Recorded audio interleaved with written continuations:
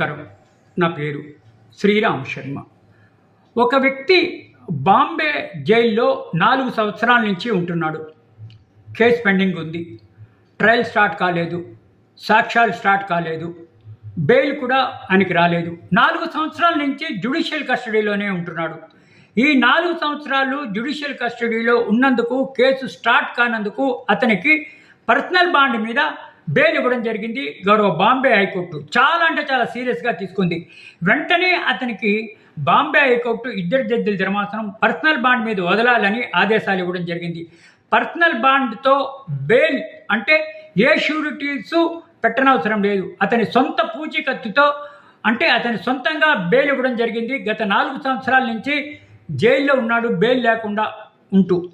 అంటే సుదీర్ఘంగా బెయిల్ తీసుకోకుండా ఈ విధంగా జైల్లో ఉంటే బెయిల్ వస్తుంది అని చెప్పడానికి ఇది ఒక ఉదాహరణ.